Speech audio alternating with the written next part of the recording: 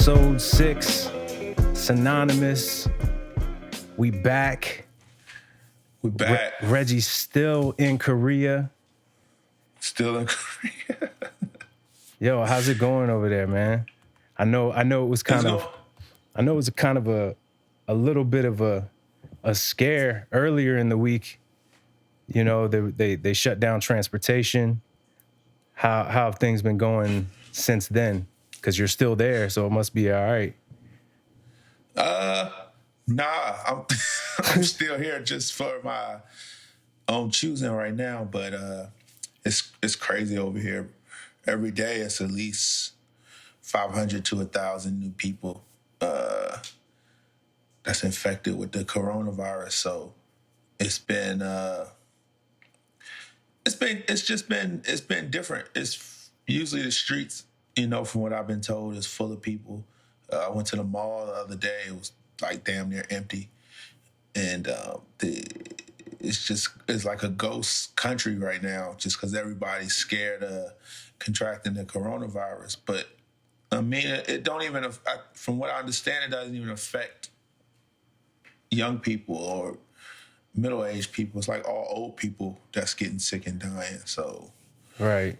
I don't know. It's one of them health scares that we go through every year. What's the energy like, man? Are people scared? Because, like, today I was in a cafe, right? I was on my laptop. Somebody sneezed and you ran, huh? Pretty much. No, other way around, bro.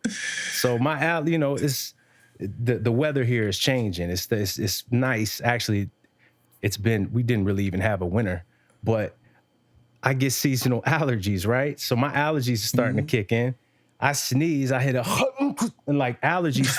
You dab with the I did do a dab, and I don't usually do that. I guess because I was working on my computer with my hands. So I thought, like, yo, let me just do the elbow cover, and I never do that. And like allergy sneezes are different, bro. They come from the soul. Like it's not like a regular sneeze. It's so with all the, you know, everybody being heightened, it probably sounded like a Corona sneeze, you know. But what does a Corona sneeze? If you could have heard me sneeze today, actually, now that I'm thinking about it, it probably was a Corona-ass sneeze.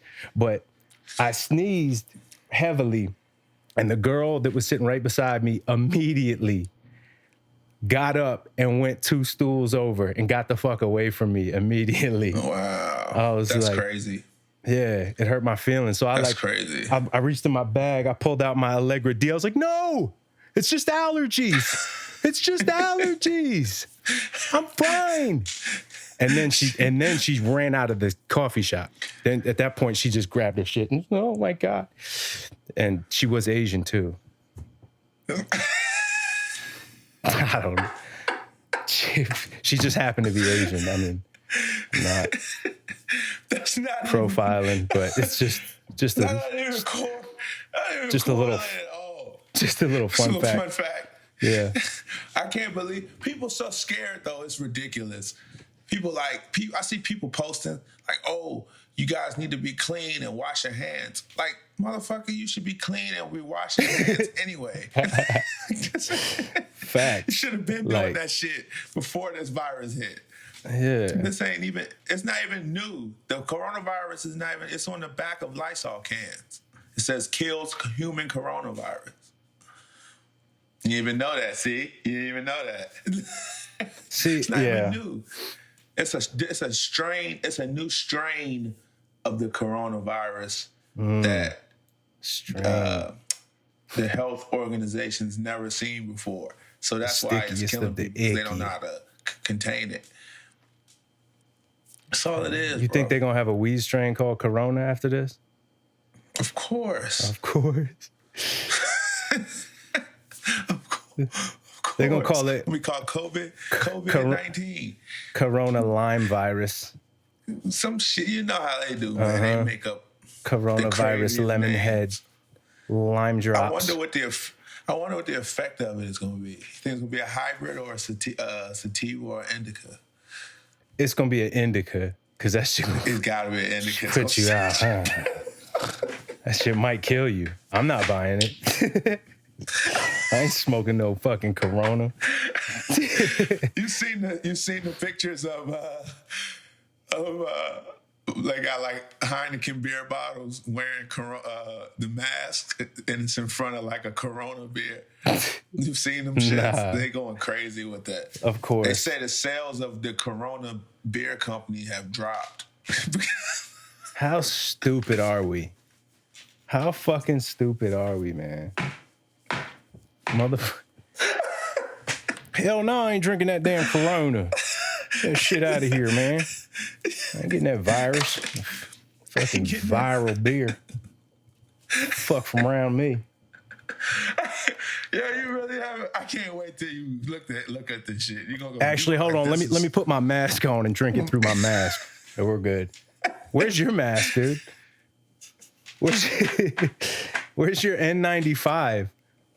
I thought you were supposed to upgrade. But I got a KF 94. Dog, that's the knock. That sounds. Yo, you had some K shit last time. That's just all that says is from Korea. K, and then they add some numbers on it. You need that N95. That's my everyday right here. It's my everyday. Them shits don't do anything though. I know, man. They came out with the freaking reports and said they don't do shit. They said you might as well just not wear a mask. Right. That's why you just gotta keep washing your hands. You know? But I keep the sanitizer on deck. And speaking of hands, did you see... Actually, I know you saw the Fury Wilder fight. Nice segue. Yo, that was nice. Speaking of hands, yo. You got bars, and it's synonymous. Bars. But my bad. You supposed to do the drops. You supposed to do the drops. My bad. Synonymous drops is all for me. Yeah. Sorry. But you should have owned that one because that was sweet. Yeah. Sorry. You get bro. That fight, I feel like a baby back bitch saying this, but I didn't want to watch it no more. Wow. Shout out Bugs. Cause I was scared for Wilder, bro. I thought he was gonna die in there, fam. Why though? Let me say something first. Because blood was leaking out of his ear. Yeah, but this boxing, that happens often. But the way he got all right, what was you gonna say? Oh, I was just saying I didn't watch the fight. I just watched the highlights. See, so you don't know the pain that I was experiencing watching this fight, bro. Was it that bad? I mean, it was, but for real, mad respect to Wilder. I mean, that was the most gangster shit I ever seen. How he refused to come out of the fight. He refused to fall down. He fell down a couple times, but he refused to stay down. He refused to stay down. And when you stay down, you're going to lay down. Because when I saw him fight live, he was getting his ass whooped. He just waited. I watched that fight too. He got lucky. That one opportunity. Yeah, who was that fight against? Ortiz. Ortiz, yeah. He was handing Ortiz. He was handing it to him. Ortiz was fucking him up. The whole time. Yeah. And he just landed it, bop, hit him right on the button. Power off. I don't think Wilder is power off. I don't think Wilder is a good fighter, boxer, not fighter, a boxer. Because he just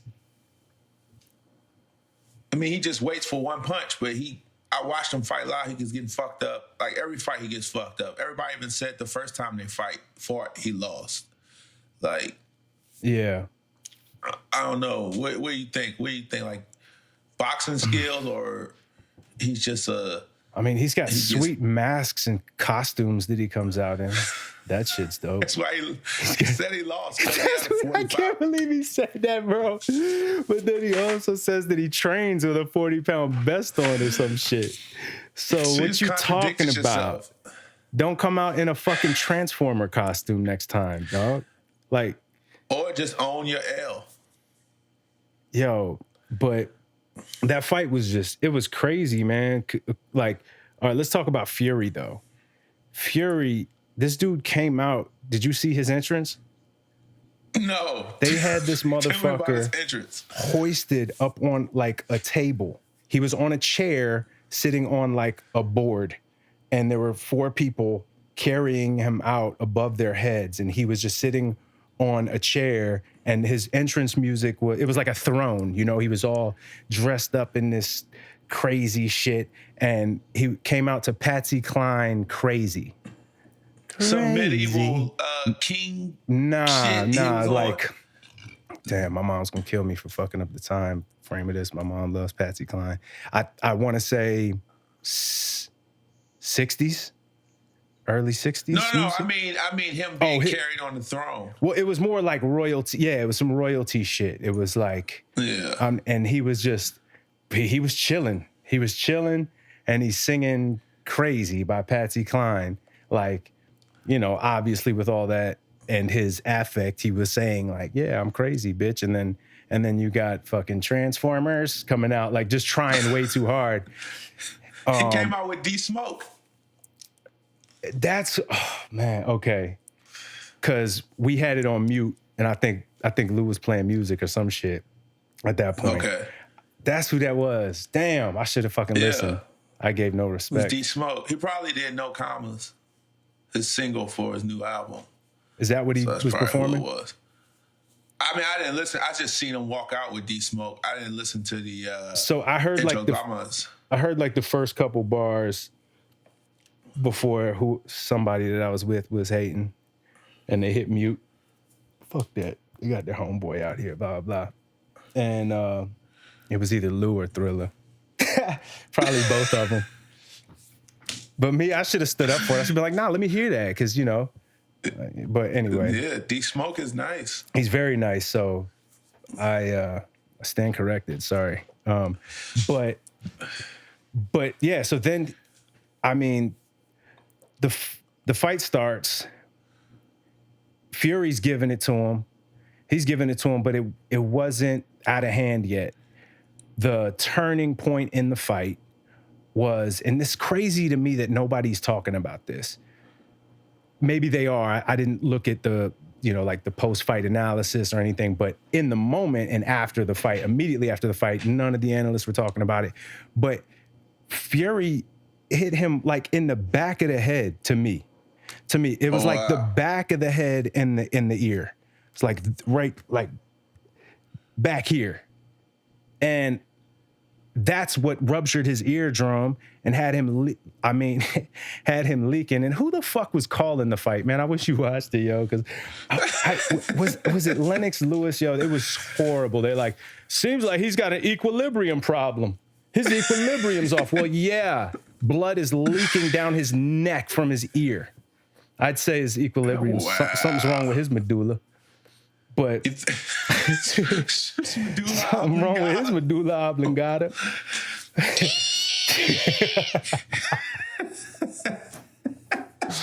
Oh, man. I was randomly thinking. He was concussed? Oh, do I? Right, man, go back and watch the fight after this. Because, all right, so from then on, it was like he was wasted drunk. Like, and that's why I got so much respect for him for hanging in there. Because, dog, I'm just sitting there, and I don't know how many rounds it continued to go, but it went way longer than it should have. And he was just fighting for his life. And I'm just like, what the, like, if it was a UFC fight, they'd have been called it. They would have been called it. But the ref was just the whole time, he's only looking at Wilder. He's just looking at him. And he had to be seeing some crazy shit in his eyes. Like, I still don't know why they didn't call it earlier. Because I'm just thinking like, yo, he is fucked up. If he takes another hit to the head, because that's the biggest danger with head injuries is once you have one, if you have another one quickly, that's how you can die or have critical brain damage. Right. You know? Yeah. So I'm thinking, yo, he suffered a concussion already, and he's gonna just continue getting hit in the head. And he did. And I was amazed that he was able to compose himself afterwards in the interview and I was just amazed that he hung in there for that long. But bro, did you see when Fury licked the blood off his neck? That's savage. Like, we gotta fight again. I have to now. If you're licking blood off me, we gotta fight. Yeah. I can't go out like that. Well, Fury gained mad weight for that fight, right? That's what they said. They said he was at his heaviest, and I think Wilder was at his lightest.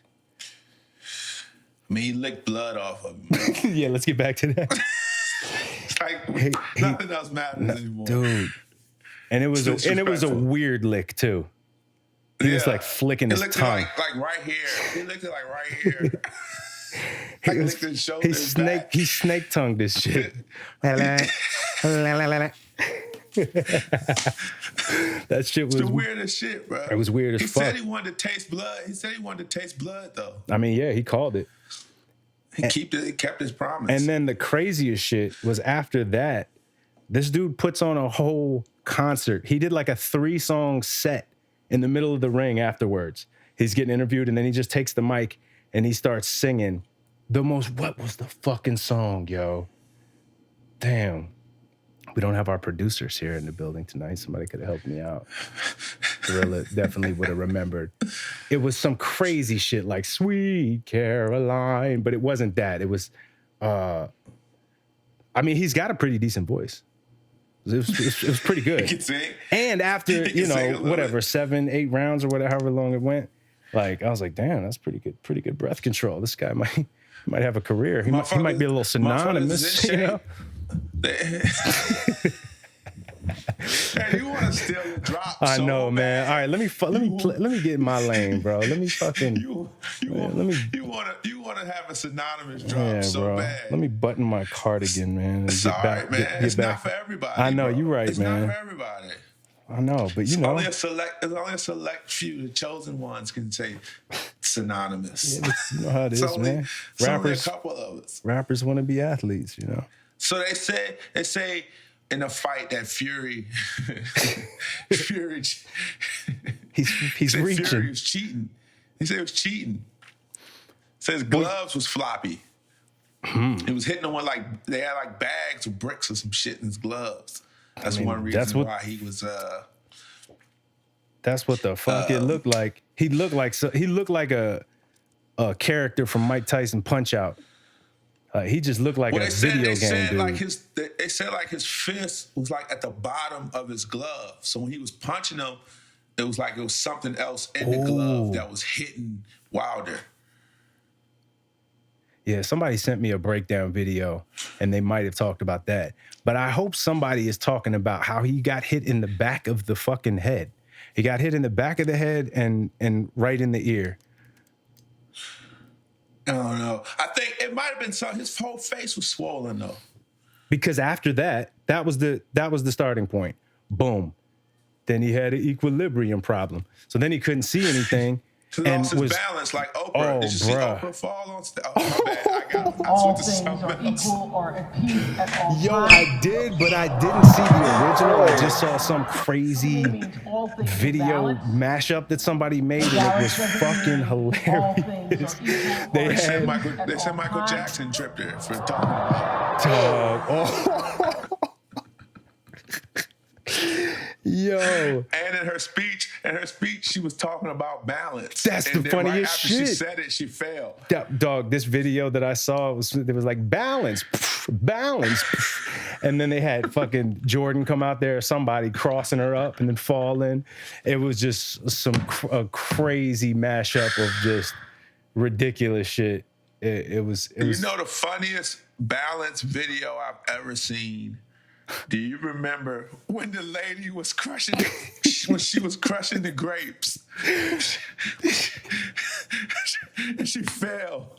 She was like, ow, ow, ow, ow, ow. It seems, I think she's hurt. I think she's actually hurt. Yeah. They made fun of it on Family Guy. They did. That's right. I think you showed me that video. I think you showed me that shit.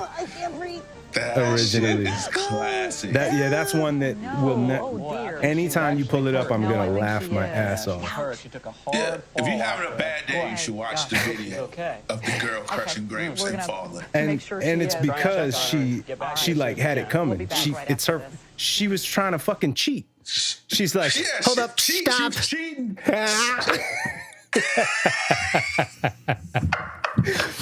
She had it coming, man. Cause She was fucking cheating. she was bro. trying to be She was funny, cheating. trying to fucking be slick, trying to cheat real quick. Okay, stop. Ow, ow, ow, ow. Fury was cheating. She was cheating. The fucking Houston Astros was cheating. This guy with the fucking saggies. This guy with the Everybody, Yo, he's on everybody is cheating. He's on Everybody fire. is cheating, bro. Yo, Is it the shoes? the Everybody is cheating. Astros. What do you think about that, bro? I think they should treat them like college basketball or college football or any NCAA sport. Then they need to take away their freaking World Series title. I never thought of it like that because you know damn well that's what would have happened in college with the NC double assholes. Oh, for sure. For sure. You know But what that quote's from? You know what movie that quote's from? I feel like that's from Eastbound and Down or something. Nah, it's from the program. Classic NC shit. double assholes. And the NCAA Classic. assholes Yeah, that's won't a let us classic have one. jobs. Omar Epps might be the greatest running back ever You think so? for a movie. In movies? For a movie. How about LL? Oof. LL was tough. Hey, how I about don't know. how The about program was Booby so Miles, real, yo? though. Yeah, I fucked up. But I mean, The program was just so real. Like, that really happens. Like, oh yeah, and it was in college. So if you played college sports, like, you could, like, relate and be like, yeah, this shit is really like this. for sure. Yeah. It was a good movie. But yeah, I think, man, that Astros is, I mean, I guess it's professional sports, so it's kind of hard to punish them, but it's definitely like an asterisk next to their World Series championship, bro. Like, you was like cheating. You was banging on trash cans and shit to give signals and shit. For sure. So Like fucking Doug, banging on the street, like Ooh. on a trash can. Killer tofu. Y'all know about it. You know the The dude fuck that wrote y'all know about that it? created Doug is from Richmond? Is that right? Yeah. Damn. See, Richmond got crazy, right? like people don't know. Richmond got a lot of hidden gems, man, that people don't even know about. VA The in dude general. that wrote man. X-Files, I think the dude that wrote X-Files is from Dinwiddie. Dude that created X-Files from Dinwiddie. From the Witty? Yeah, he's from the Whitty. The From Whitty. Northern Virginia all to the Berg all the way in the Whitty. No, all in the Witty. Ooh. Yeah. It's Yeah. crazy. But yeah, I think they should be punished some kind of way. I don't know how you do it. I mean, it's just not right. My bro. thing is you definitely got to punish them because this is just my opinion. But I think that shit is worse than taking steroids and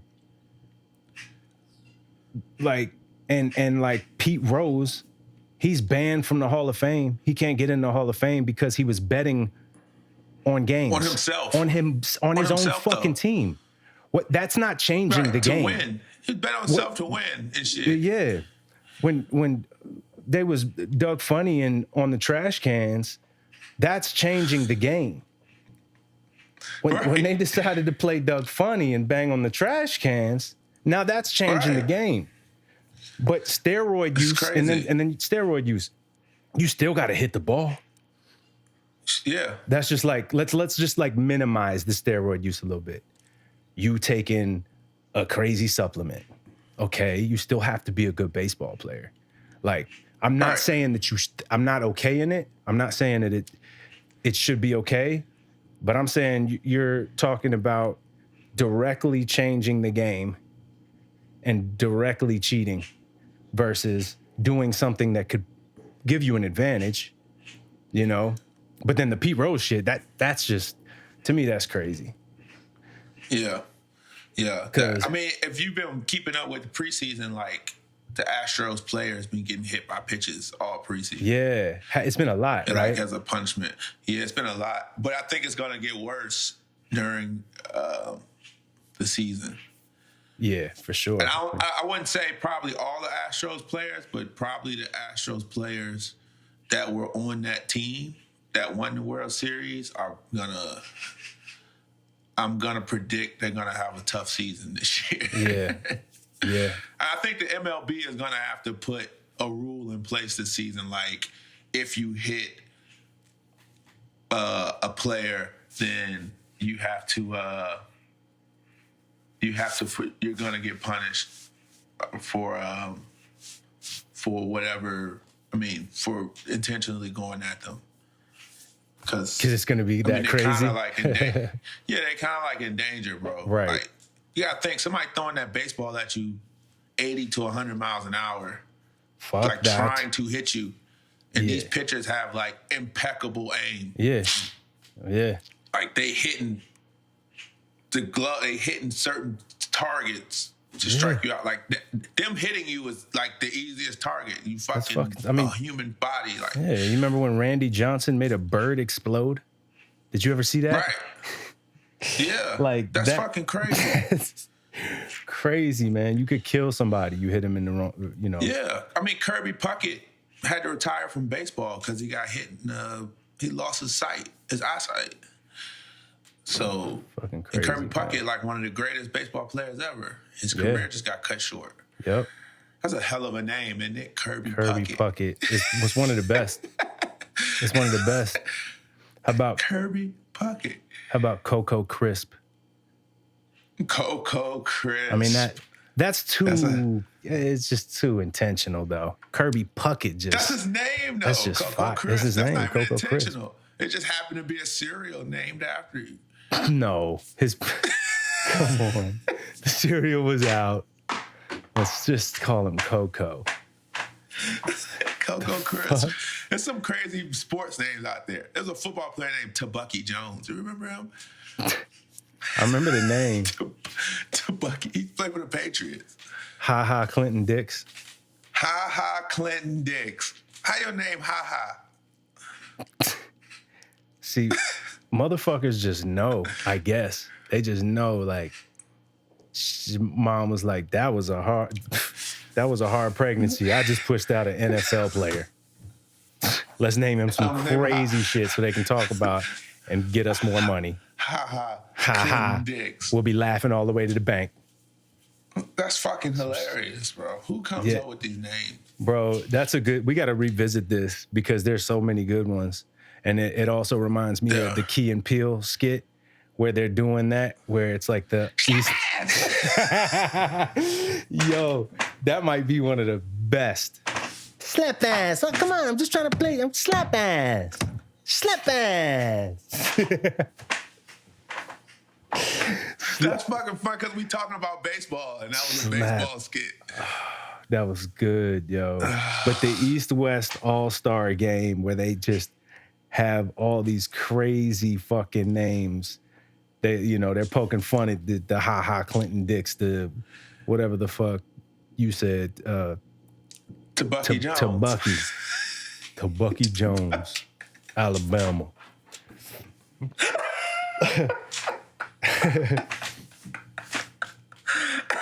It definitely sounds like you're from Alabama or Arkansas or some shit. What would you say if you were a football player and you were like Monday Night Football? What would you say? Like, I'd probably say my elementary school. I like when people do weird shit like that. I'd be like Reggie Williams, LL Beasley. LL Beansley. That's about to be my new rap name, dog. LL Beasley? LL Beansley. Because I look like an LL Bean model, bro. Yo, when I was growing up, all these fucking kids had LL Bean book bags, bro. I was like, what the fuck is LL Bean? All I wanted was a little JanSport. You feel me? Like, But LL Bean's a not black JanSport.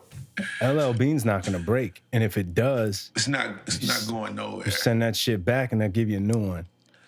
That bitch is a lifetime generational warranty. Yeah, bro. Like, your kids get free book bags forever. That shit is fucking crazy. Built tough.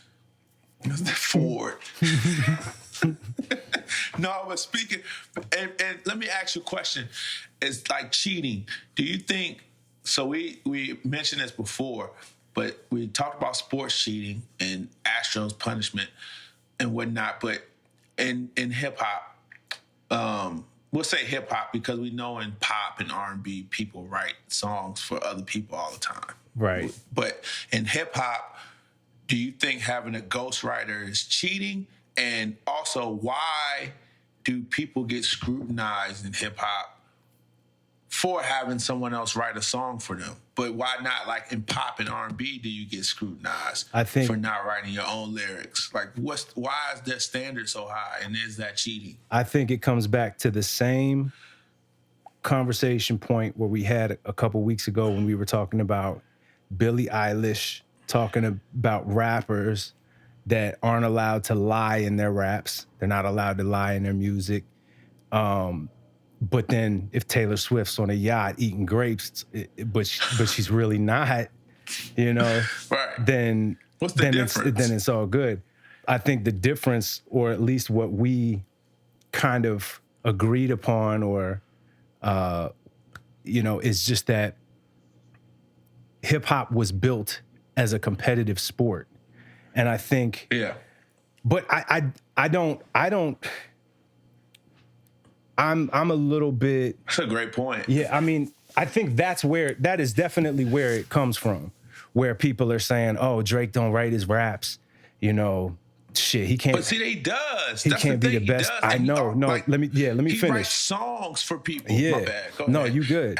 You good. But that's exactly my point. Platinum hits for other people. So to me, there's no chink in Drake's armor because he had somebody write some hooks or write a couple of those songs, which are clearly like club songs or party songs or something like that. But like nobody else can write his most personal shit, like 4 a.m. or like, fucking, what's the, Drake, all his relationship songs, like, and he's really personal and we know he's really lyrical. So to me, if you're getting somebody else to write you a party song, that might just mean that you a real MC and you need a little bit of help in those type of areas. Cause it's like, it doesn't come as natural. Cause Drake always said like, and I don't know why I made this specifically about Drake, but that's what we gonna do. Cause we've been talking about. Yeah, you loving his new shit.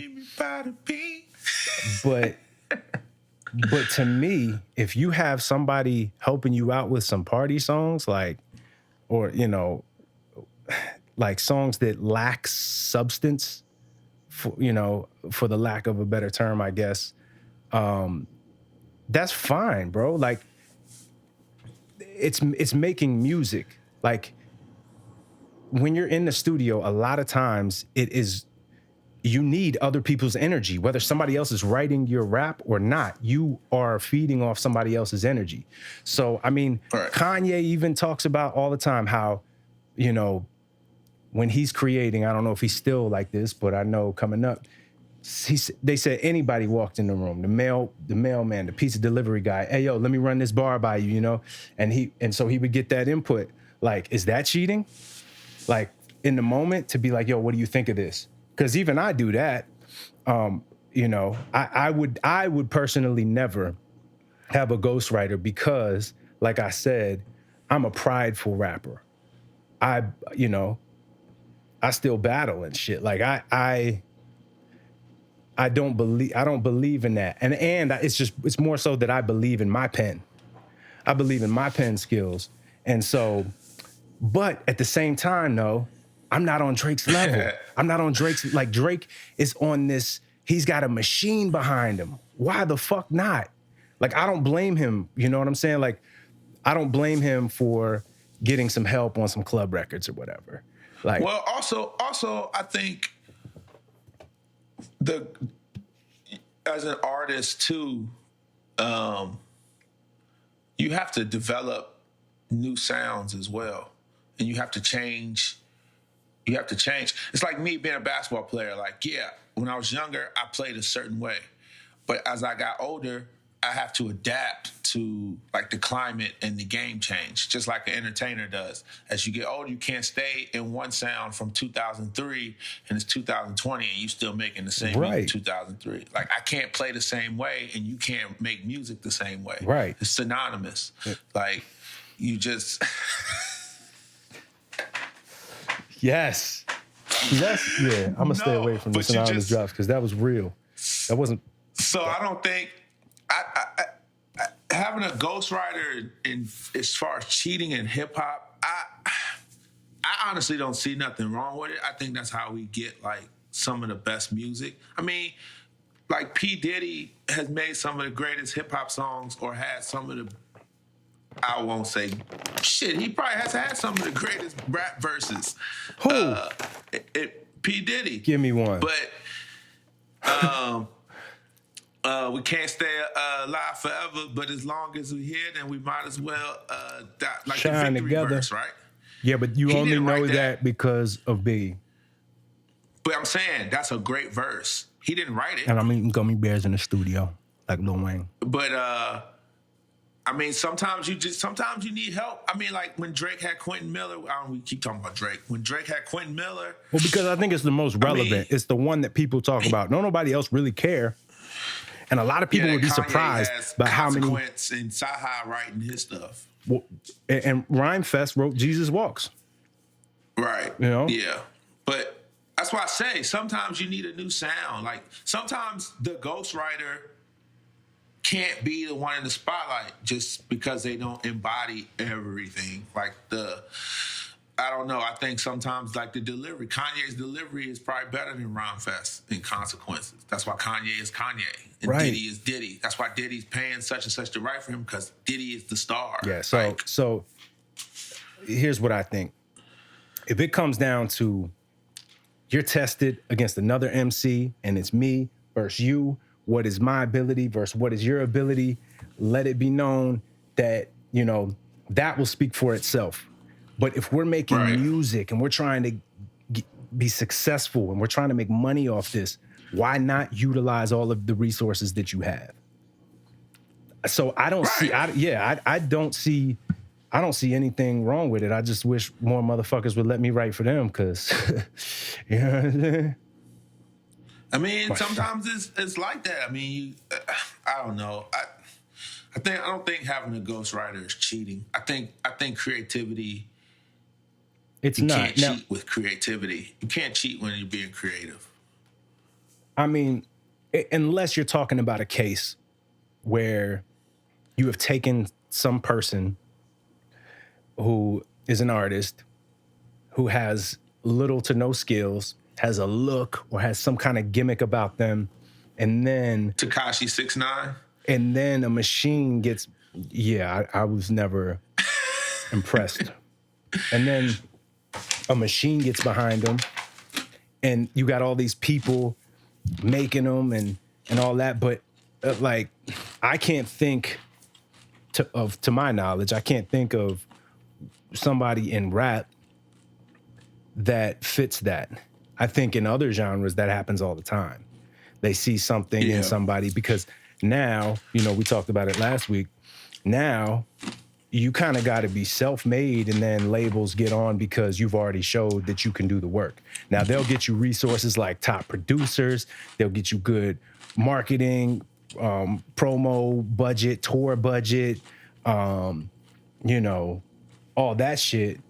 But yeah, if it's a case where you're completely just a fucking skeleton, or you know, you're a physical presence, and everything else that you're made up of as an artist is coming from somebody else. Now that's corny as fuck.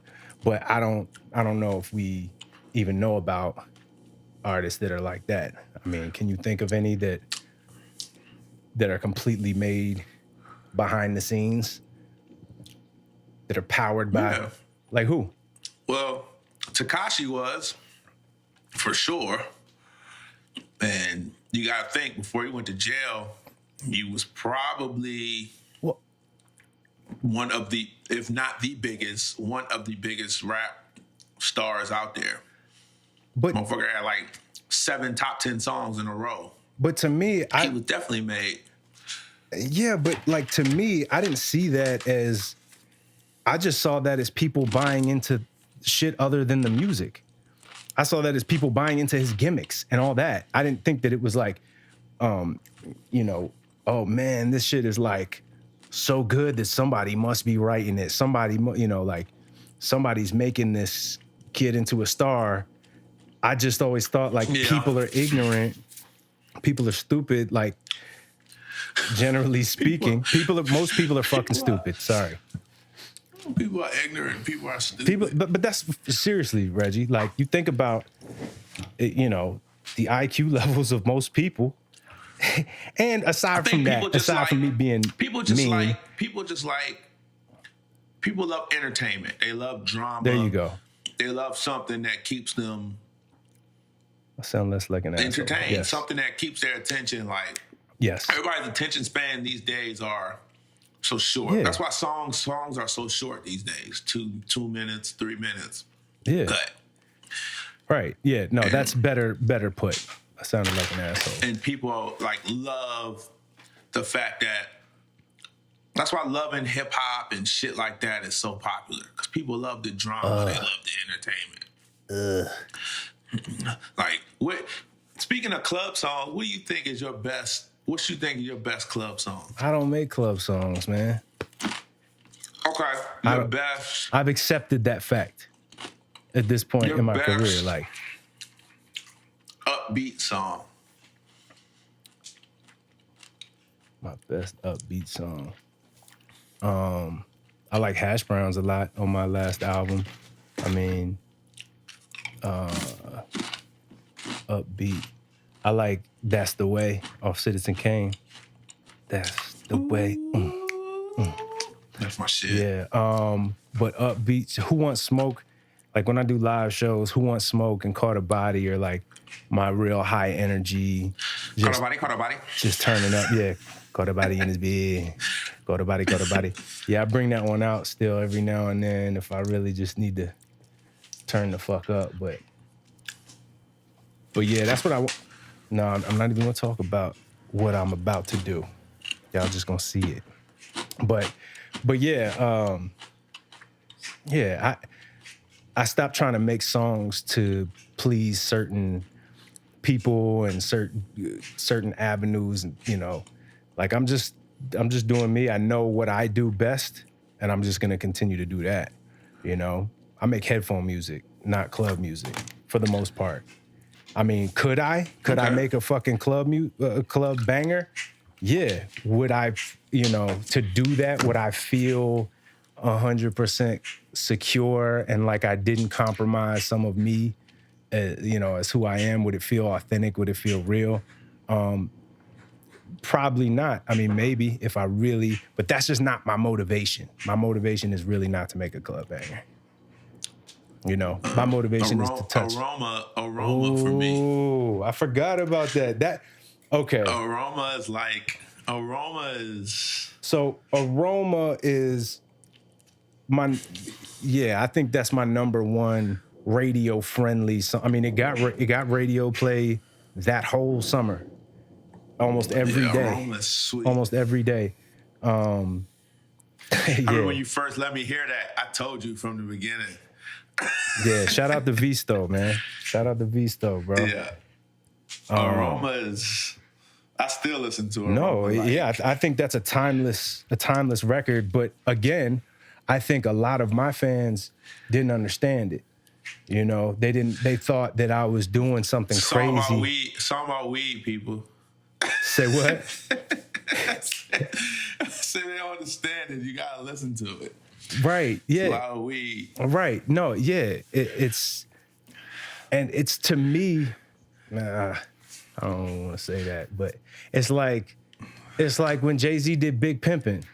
You know what I'm saying? It's like, to me, that was a natural way for me to make a radio song. And we weren't trying to make a radio song.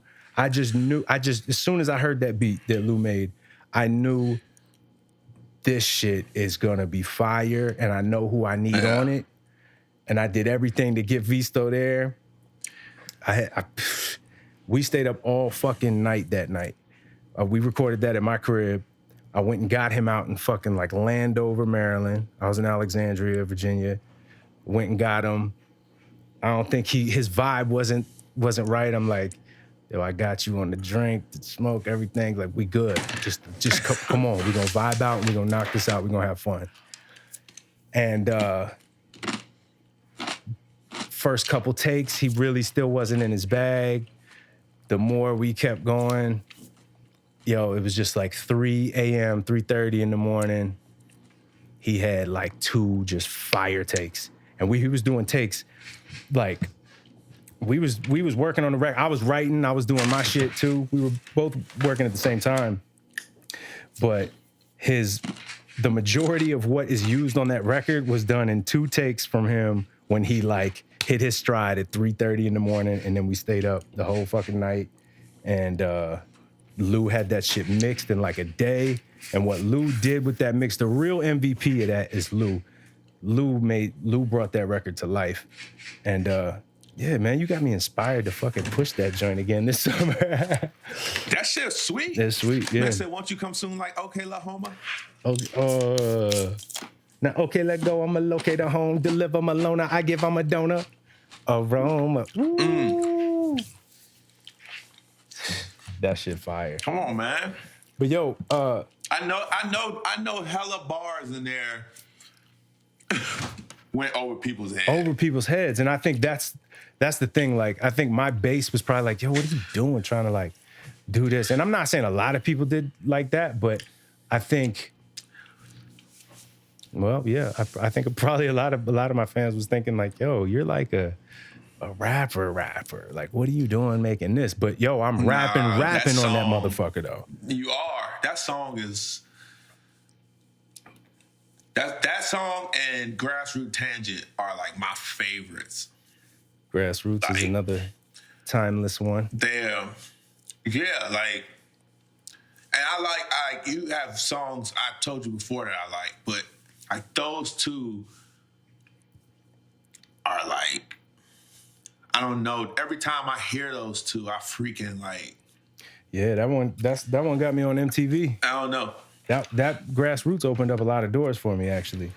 And it was so crazy because that was a kind of an awakening for me, or like a learning moment for me as an artist, because, you know, we were talking about making radio hits and trying to make a club song and stuff like that. And so before that was always in my mind, grasping for like, yo, how am I gonna like draw attention to myself with still being myself? And Grassroots, I wasn't thinking about any of that shit. I just was being me, and it came so naturally. And then I got results from it. And I was like, what? People like this weird shit? Like this it's a 5-bar loop. It's weird. It's not an even loop. So I had to re-catch the beat every 5 bars. And very intricate. And so I did not expect the average ear to be like, yo, this is dope. Because there's no hook on it. It's just me rapping.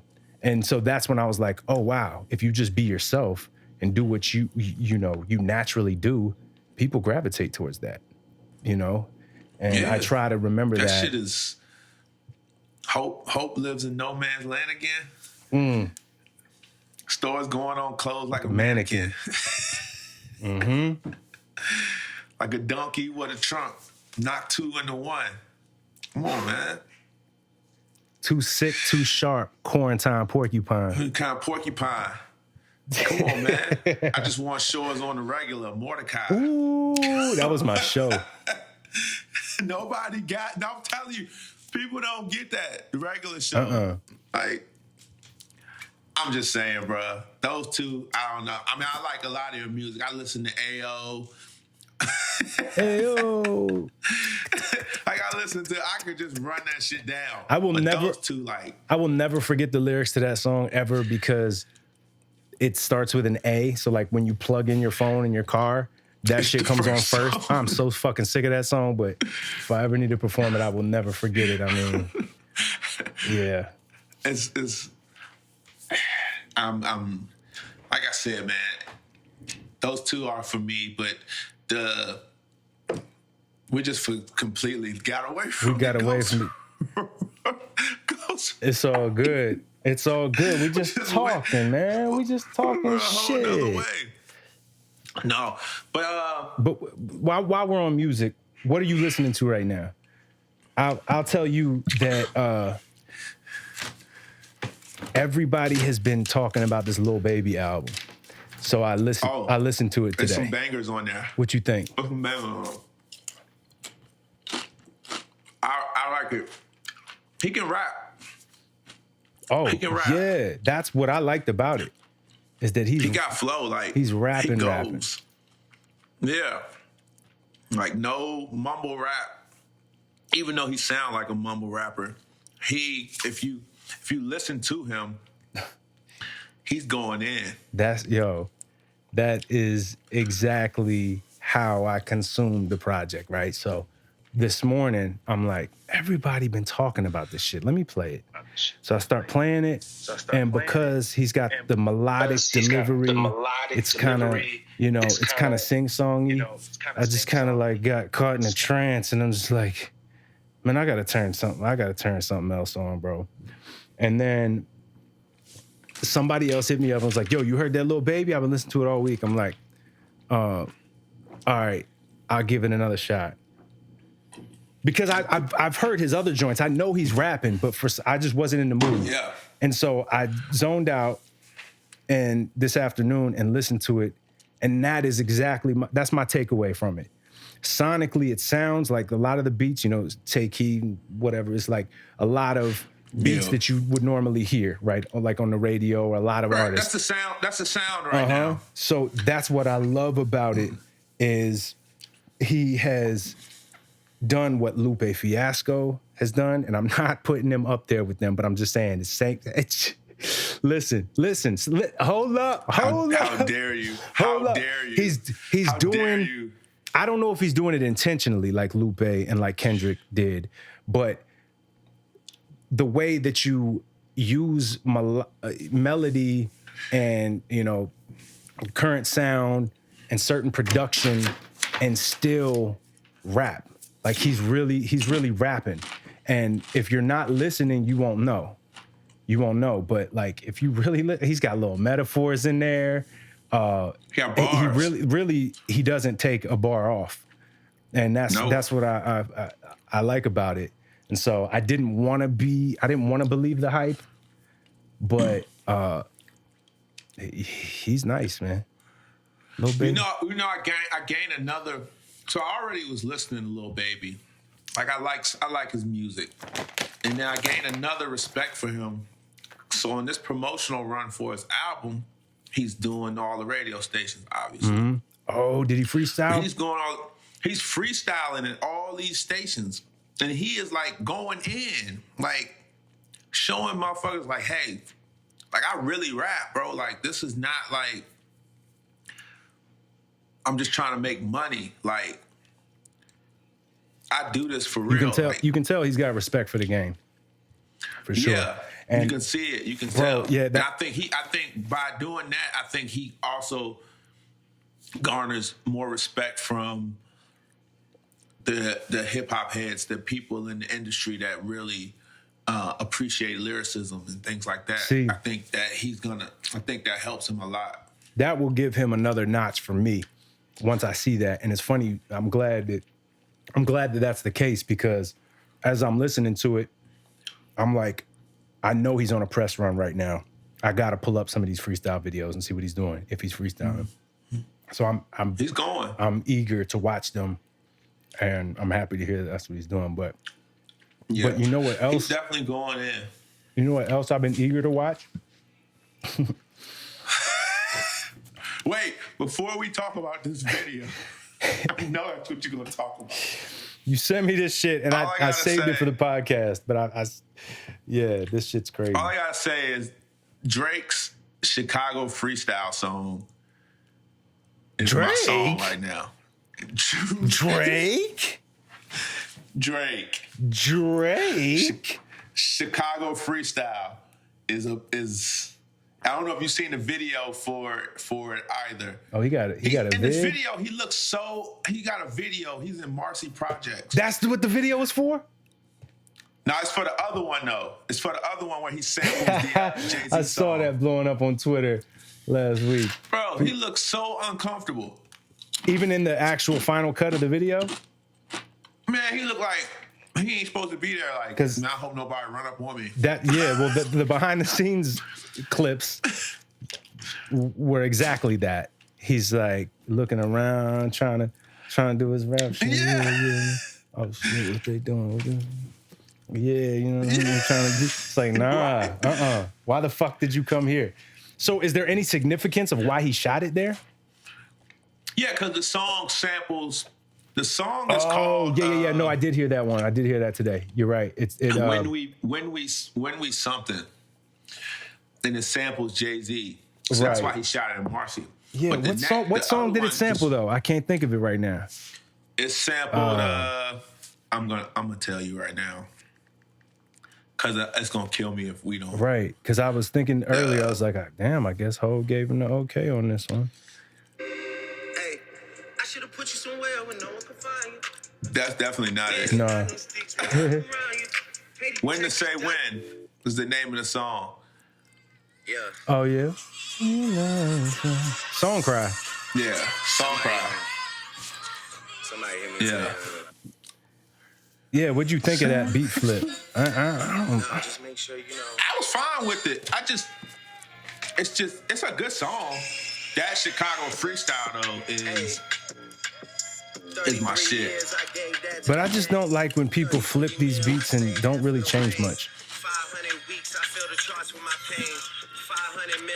But he had to change it to fit his sound. I know, but it just. I mean, he's not gonna just go over song Right. Jay bodied that. I'm not saying that. I'm just saying when you flip it. Like, I don't know. I think as a producer, if I'm like, yeah, you can flip my beat, I would have been disappointed by that. I'd have been like, yo, you just kept the same beat. Like you just sped it up. Yeah, you slowed it down and you added some fucking 808s. And you gave it that you took the pitch down. Yeah. Try to give it that lo-fi sound. Hard. It's just trendy. That's hard to tell Boy Wonder and 40 when you got Grammys and platinum hits. Who made that beat? Probably one of them. All right, my bad. I'm sorry, y'all. Can y'all send me a beat? Nah, it's just I get it. I just never have been a fan of taking obvious samples and doing obvious things with them. You know? Yeah. Like taking the first 15 seconds of Thriller or like, you know. Yeah, but on Nothing Was the Same when he flipped the Whitney Houston beat, that was crazy. Oh yeah, well that was different. Wasn't that different though? It didn't really sound like the original as much, did it? Nah. Yeah. So like, and even the one, even though I didn't love was it Draft Day when it was the like Lauryn Hill sample? Look out. I did not love that beat. That's what they rapped over at the RVA Rap Elite Cypher last week. Draft Day, Johnny Manziel. Yeah. Come on, man. I guess it's kind of hard. No, what was the other Lauryn Hill sample that he used that I didn't love? Yeah, draft day was high. Draft day was pretty hard. Draft day was pretty hard. Maybe I'm just sick of hearing Or it. I would have picked a name like Chance the Rapper. Oof.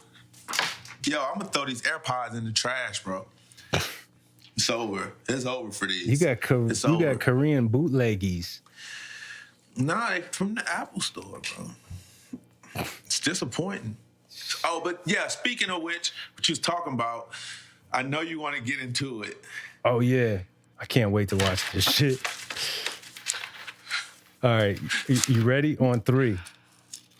Whoa. Not 1, 2, 3, go. But when I say 3, hit play. Oh, yeah. Hawaii. All right, you ready? Don't choke on a Dorito now. Hey, now, damn. These Doritos don't even taste like cheese, bro. Let me see the cover. Let me see the label. Oh yeah. That dog. That could say Carona, and you wouldn't even know it.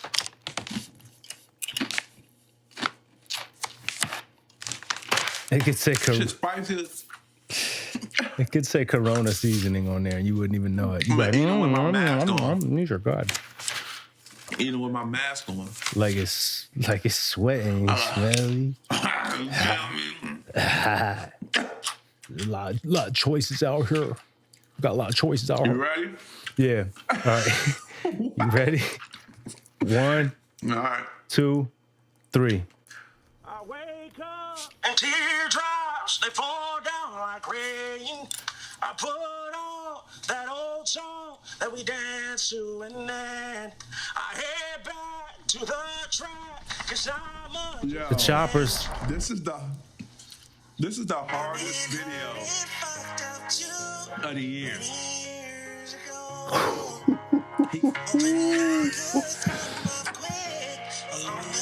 He got a YSL Yves Saint Laurent bulletproof vest on with an AK-47. Bruh. Ski masks. Oh my God. Blunt with a grill. Yeah. Keep telling them, Reggie. Keep talking to the people, because I'm taking this in for the first time. I want to fully embrace it. This is something I've never seen before. Yo, and then he flipped the whole country song.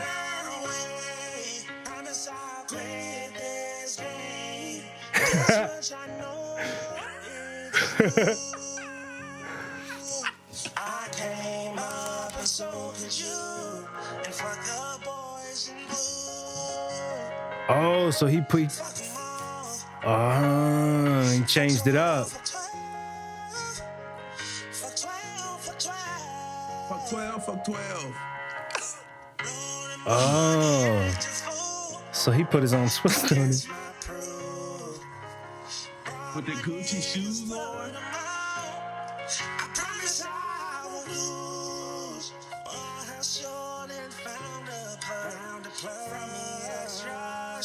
Oh.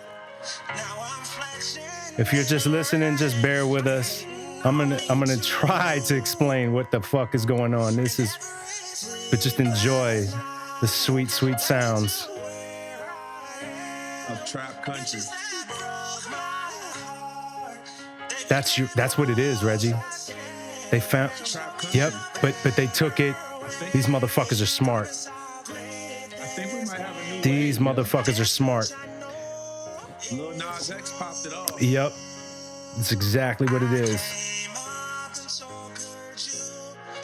Don't be surprised if you see more songs like this. Oh, I'm gonna speak on it after I fucking give this the respect it deserves. Yeah. This shit hard. They in the club and everything. Or is that a barn? It's a bando. It's a bando barn. They in the barn.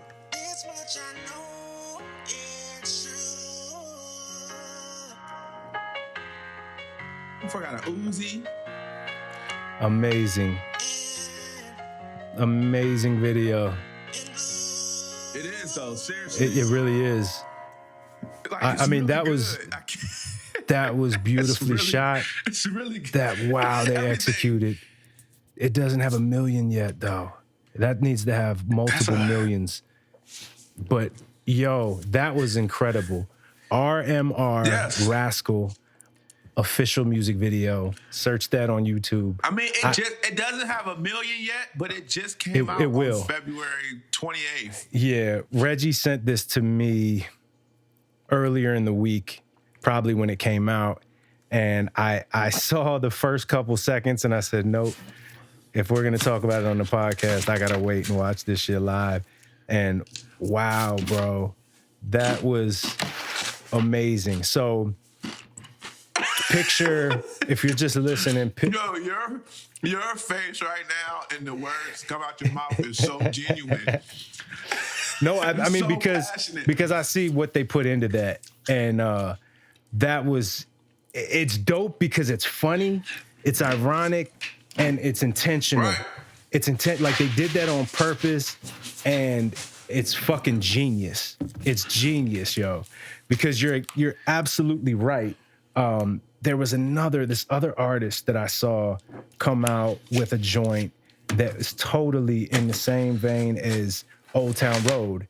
And I'm just like, man, but that is so obviously what you're doing. You're trying to make another Old Town Road. But they said, okay, this is what you're paying attention to.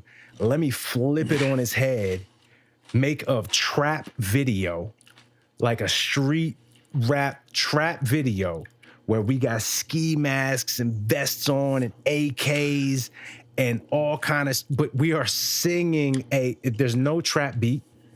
There's no, What's a country song? Yeah, I think it's by Rascal Flatts. Yeah.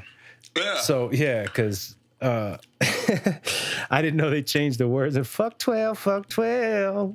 They changed the whole thing. Yeah, that was incredible, man. So I assaulted you in front of the boys in blue. I robbed you, all kind of shit. What do you think their real music is like? Because I can't, to be honest, I can't even gauge it, because that shit right there, that's their first impression to me. And that right there was set the tone. Like, I'm like, yo. 12, fuck 12. So that shit was so creative to me for some reason. Very, very creative. That's why you see me happy about it. Because it's just, I love that level of creativity. And I think I think for somebody to minimize it as, they're just trying to go viral or something like that, they put a lot of time and a lot of thought behind that. And the way the video was shot, there's some beautiful shots in there, even though they're depicting regular do-it-yourself kind of street point and shoot rap trap video. Dog, that shit was fire, man. Some of those. That shit was beautiful though. Like everything in it was. Yeah, they had AKs and designer bulletproof vests and shoes and shit on, but that's what made it. It was just. That's what made it even artistic. better. It was beautiful. Yeah. I can't wait for people to. And dude had a good voice.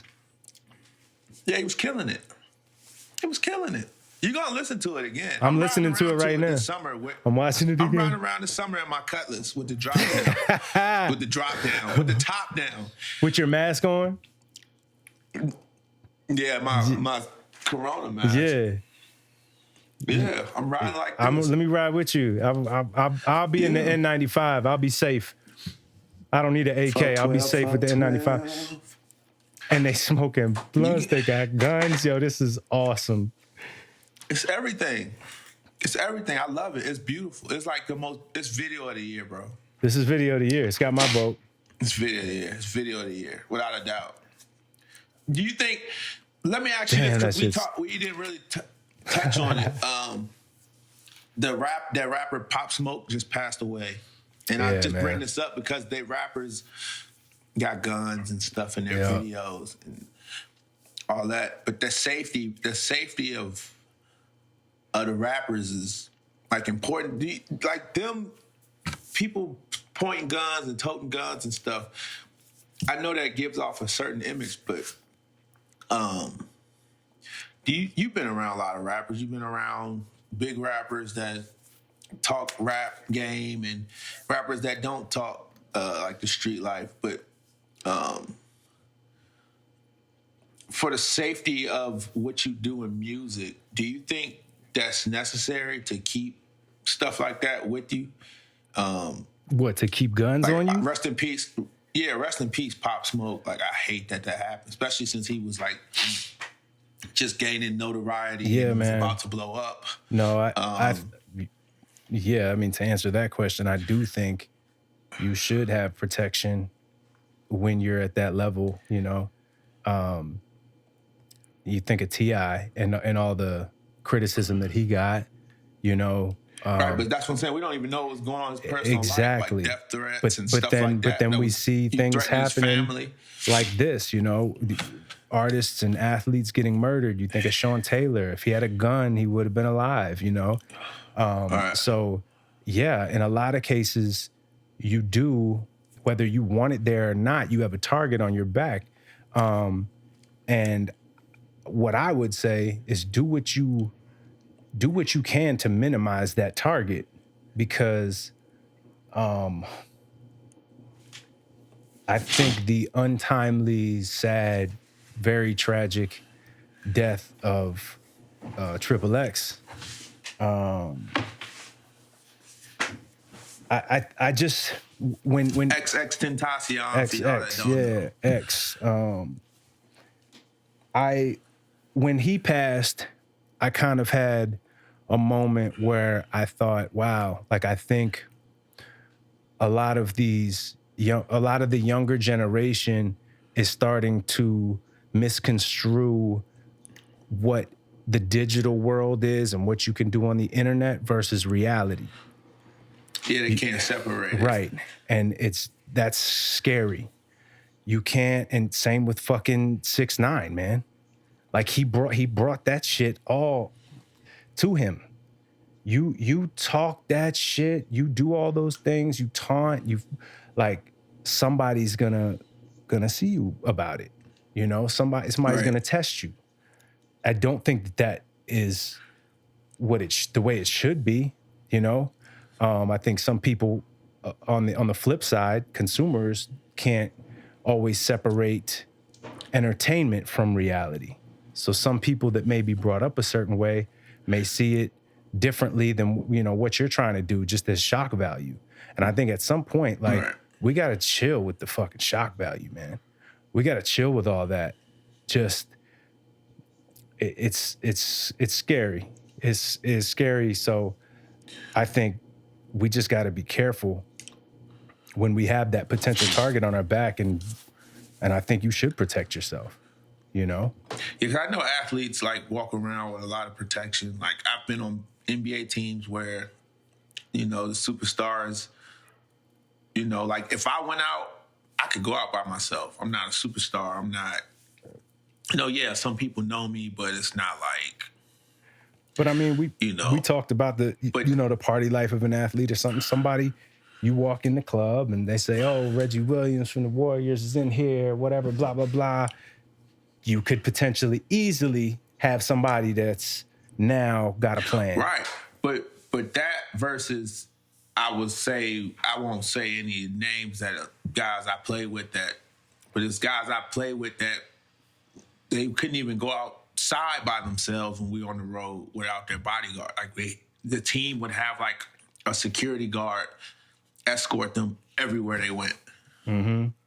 So like I could see, you know, for their safety, because athletes have been robbed. I mean, they say Stephon Marbury got robbed when he was playing in the NBA.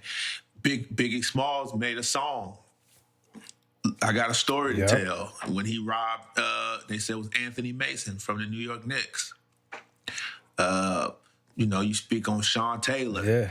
You know, Lou Williams almost got robbed in Philly.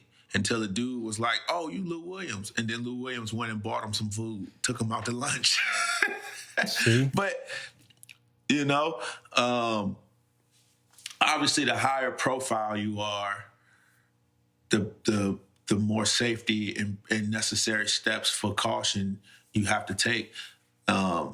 And then, we don't know what goes on in these guys' personal lives. Well, like, I know Pop Smoke, I guess, was like a Crip or something. So maybe it could have been gang related or whatever. But it's just unfortunate, man, the violence that happens in entertainment and sports. It's man. sick. I mean, the ex-death Nipsey, I mean, those were just sick. And then you also think about, guys like Mac Miller. And I think that stems from mental health.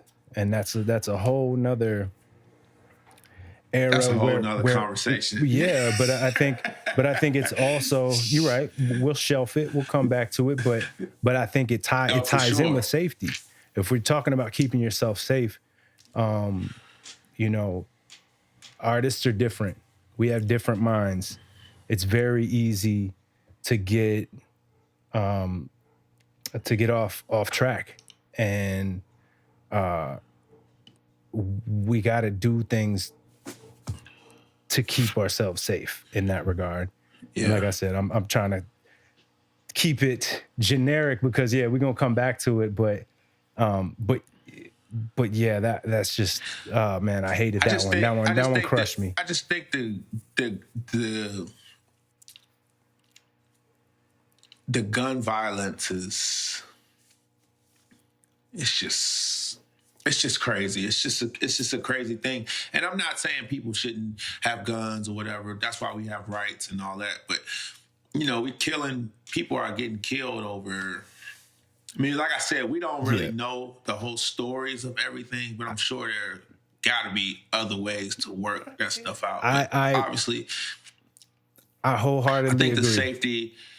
The safety of entertainers and athletes, like you said, when you reach a certain plateau or a certain level, you have to realize that you got to take steps to protect yourself. And I mean, I know you gain clout or street credibility when I was in such and such. I didn't have security. I was moving by myself. And that's fine. You're comfortable in your own skin. You're confident in your abilities. But you also got to realize that sometimes it's not about that. Sometimes it's just about just protecting yourself and your life. And, people don't care. Sometimes people don't care if you got security or you by yourself. Right. Like, they got one goal in mind, and that's to take something from you. Right. And, you just always got to keep your head on the swivel. Yeah. I mean, that's anybody. I don't think the answer is guns. I'm not saying that, but as long as shit is the way it is with gun control and how easy it is to get guns, as long as they got them, you should have one. As long as things are set up the way that they are, that's just my opinion. I think until they find a better way to security check and take the necessary steps to prevent some of these motherfuckers that have guns, then you got to have them. You got to have them because you never know. Yeah. And especially when you're at that level. Or somebody with you gotta, I guess. Right, that too. Gotta be willing to. I mean, I don't know. I'm not a rapper. I know as an athlete, I know that they'll keep a bodyguard with you or you just with your homeboys. As a rapper, I'm sure it's the same. I know some rappers hire security when they go places, or entertainers in general, or they got their boys with them, and the boys, pretty much are ready for whatever. So I say all that to say, man, just rappers, athletes, we all in the entertainment world, and just, got to find what you always just protect yourself, keep your head on the swivel. Yeah. And just no matter what level you're at, just remember that it's a possibility. It could happen because somebody that has nothing could perceive you, as being like a superstar. And it may not even be that type of level yet. But I think there's also an envy piece in there, or jealousy, or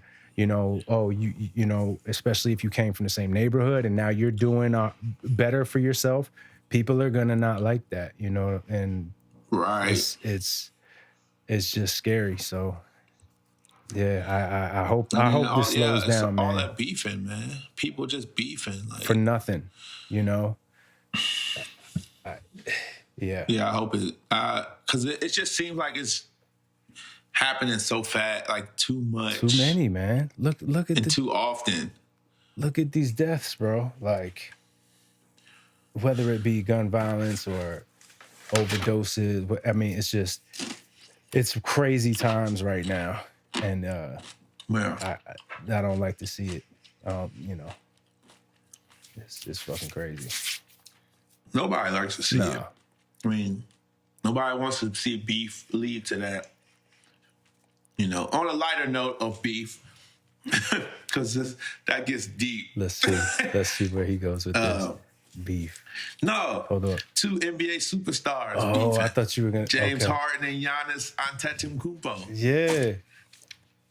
Talk about it. I don't know if you've seen the memes, but nah, this all stems. So it's been memes, and we'll definitely have to edit this into the recording. But it stems from the All-Star game when Giannis picked Kemba Walker over James Harden and said, I'd rather have somebody that can pass the ball. Ooh. And ever since then, they've been going. So James Harden did an interview with Rachel Nichols from ESPN, and he was saying, basically James was like, you know, at 7 feet, I wish I could just run and jump and dunk. He's like, that takes no skill. He's like, I actually had to learn how to play basketball. That takes skill. Yeah, which I don't know. Giannis is definitely skilled. Yeah. And then they just put out a couple memes. One of them was like, Giannis put one out, and it was a picture of James Harden on somebody's body working a drive-through window, like at Wendy's or something. It was like if I didn't shoot all the free throws, if the NBA didn't have free throws, he was basically saying he'd be working at a drive-through window. Wow. And then James put one and was like, if I was 6'5" and he had Giannis driving a bus. And I think it just go back from last year, man, when because they were going neck and neck for the MVP last year. So in my opinion, I think it goes back to that, but I'm not sure. I guess basically what it comes down to, we just need to see them play head to head. Or if they was in the NBA finals versus each other, that's the story right there. Yeah. Wow. I didn't know it was that deep with all the internet beef. I saw the headlines today when I was in the gym, but I didn't know it was that. That's funny, yo. All right, so the original statement, picking Kemba over Harden, you played with Kemba, you played against Harden. Who they both shoot. Right. So let's set the record straight right here. Go ahead. Who did you pick? James did make a good point. And I'm not bashing like Kemba. I always like to make myself clear. Kemba actually does pass the ball. I was just joking. Giannis said he said that as a joke. But Harden didn't take it as a joke. And James was like, I averaged more assists than Kemba. Like, what the fuck are you talking about? And just kind of escalated. So you think Harden got in his feels a little bit? Yeah. I think so. He got in his feels like Snow Allegra. Mm-hmm. Bars, the rappers, the athletes. They want to be us and we want to be them. Synonymous. Is that it? Is that the sign-off bar? No. Okay. It very well could be. Like we need to have one of these close out where it's just like, you just say that. We don't say, all right, y'all, this is it, boom. You just say some shit like that and then dang, dang, dang. However that intro beat or what the fuck. I don't know what the fuck I'm going to play. I'm going to probably play at the end of this one. I'm going to play another mixtape record. Y'all going to hear this whole fucking project by the time I release this shit. I had the engineer hit me up. Good. Build it up. Yeah, nah. It's been pretty much ready. Just been tweaking mixes. But it's a fucking mixtape, man. It's not even like, it's me going over unconventional shit, not traditional hip hop beats. Although I've been doing that lately too. I got a joint over there. Box.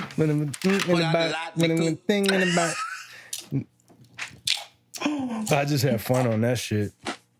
There's nothing else to do but have fun on that. But yeah, I got shit where I'm rapping over rock and roll, fucking 80s power hits, intro theme songs from your favorite Netflix shows, movie scores. It's just a bunch of weird shit. I just kind of wanted to challenge myself and beat my chest like, You're just having fun with it. Yeah, and I just want to, show y'all I can rap. I could rap to a cricket chirping, man. I could rap. It doesn't matter. It doesn't matter. So, let me ask you one more thing, and then we can sign off. All right. As a Virginia-bred MC, how excited are you about Pusha T's new record label? It's dope. I am very excited. But I'm not informed. I'm not as informed as I want to be. From my perspective, I don't know what you know, but from my perspective is that he wants to make it a Virginia-based label where he's getting Virginia artists. Yeah. So that's fucking dope because what's right next to the 757 is Richmond. And there is a whole pool of just crazy talent that it's just a matter of time. So if he really wants to do Virginia justice, I'm eager to see what happens with that and who gets put onto that and who gets opportunities from that. My man Nicholas F is performing at the Something in the Water tour, Pharrell's joint. And I want to go to that shit, man. Yeah. I wanted to go last year. The lineup last year was I gotta go. I gotta go now. I'm there. Like I wasn't home. I love one of my favorite things to do is live music and freaking music festivals, bro. Mm-hmm. There's nothing like going to a music festival and just feeling that energy and that vibe that everybody is bringing. Yeah. Bro. What was the best music festival you've been to? I think Made in America was probably my favorite because it was on a whim. It was on that whole weekend. It was I claimed it as my birthday weekend. It was like a week or two before my birthday in September. I'll never forget this shit. On Friday night, I got a call on Friday morning. Was like, yo, do you want to go to the Bad Boy reunion tour in Baltimore? I was like, hell yeah. So I went backstage. I kicked it with Mace. I got to meet the Locks. I seen Carl Thomas, Faith, Total, everybody. And then, it was backstage, it was chilling. Diddy brought everybody together and they did this big-ass prayer. I seen Jadakiss. Fucking everybody, man. And then after that was Friday night. Then Saturday night, my boy called me that I played ball with in the D League. He was like, yo, come to Philly, come to Made in America. I'm like, Made in America? Fuck it. All right. So I drove to Philly Saturday morning, went to Made in America. This when I saw Travis Scott perform. This one, Bird sing McKnight in the Trap. Damn, bro. Seen him, seen FKA Twigs. Uh-huh. Yeah. Was that good live? Yeah. Saw Chance the Rapper for the first time. This was Coloring Book Chance. And he opened up for Coldplay. I had no idea who Coldplay was, but I found out very quickly. What was their set like? How did you like it? It was like the biggest act in the world. Everybody rushed to their stage. But did you like it? No, I don't care for that music. But it was something different. It was something different for me. It was something different for me. And then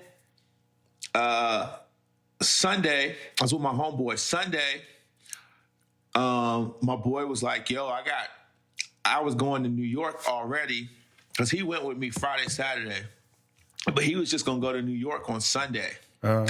So since we did Baltimore, Philly, guess who performed at Madison Square Garden? This is 3 days in a row now. Guess who performed at Madison Square Garden Sunday? Hov? Kanye, St. Pablo tour with the floating stage. You seen this St. Pablo shit? Boom, boom, boom. Friday, Saturday, Sunday. That was my weekend. You were just And like all of it was high. all of it was spontaneous. You were high on life after that, huh? All of it was spontaneous. The spontaneity of it was just Yeah, that's like when it's an you experience fucking I won't forget. You were at one of my shows a couple months ago. Went to Sunday service. I get off the stage, I come over, we just talking shit, and then he's like, drinking. "Man, we at the bar taking some shots." He's like, "Man, I just left Chicago, and I just heard that Kanye's gonna do a Sunday service tomorrow in Chicago. I just came from there. Man, I'm gonna try to pull some strings." I'm like, "Yeah, go ahead and do it." This motherfucker gets on the phone. He's like, "Yeah, I got it. We in there." I'm like, "All right." So, and I was still living up north near DC. So we hopped in the whip, drove him all the way up to MGM. This motherfucker didn't sleep. I had to bow out. It was about 4 a.m. and I was like, oh, he ain't even sleeping before the flight. What time was your flight? Like 7 a.m.? It's like 6 or 7. Like 7. We're at the blackjack table. I'm drinking some top shelf tequila that I don't even usually drink, but I don't usually fuck with tequila, but whatever the fuck Reggie drinks, this shit was fuego. I was like, 1942. Let me get another one of them joints. Then it's 4 something. I'm like, yo, I gotta go home. He said, I knew you couldn't hang. That shit hurt my heart a little bit. Fuck, man, I be hanging though. I be hanging. Pause. But I'm like, yeah, but I ain't going to Sunday service, so I'm getting the fuck in my bed. So this motherfucker, yeah, that's what you do, man. But I went to that shit. wow, That's what I do. What a triple decker back to back to back. That's crazy. Right. I'm gonna have to think about like my favorite show that I've been to, or like my favorite festival. I can't compete with that. I'm gonna just talk about the music festivals though are intense, man. Like, you gotta prepare for that. You gotta prepare mentally and physically. Like, you need to like if you go into a music festival, you should do like meditation and start working out. That shit is That's how you feel? that shit is intense, bro. That shit is intense. Man. Like, it's just people. It's just hella people. It's like fucking stages everywhere. And then you just trying to catch. You can't catch everybody. You basically gotta look at the lineup and catch. Okay, I really want to see him. I really want to see her. They at this time. But damn, I kind of want to see him and her at this time. I don't know if I'm. Yeah, bro. Like, so you gotta be in shape, bro. That was like Rock the Bells in 2008. I went to Rock the Bells, and it was just that where you had to. There was 2. Was it 3? I think there was only 2 stages. There was 2 stages, but still, you had to pick. I remember I had to pick between seeing Big Boy or Wu-Tang. I went and I kind of split. I saw a couple of Big Boy songs, and then I went over to Wu-Tang. But like, come on, how you gonna make me pick between those 2? Like, that shit raised me. Like, what the fuck? That's how they do it.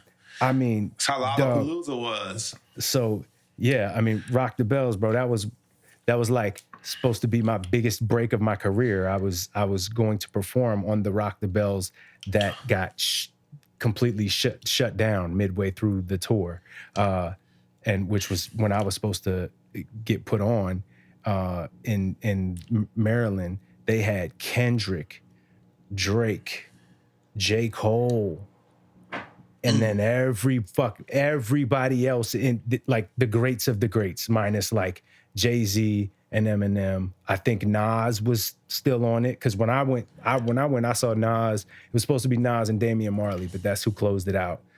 Busta Rhymes, Common, Kweli. I mean, it was the biggest hip hop festival ever. And ever since that one that I was supposed to be on, it got shut down. They what they did was they tried to do too much. They turned it into a 3-day festival and tried to just pack out the bills with each day was star-studded.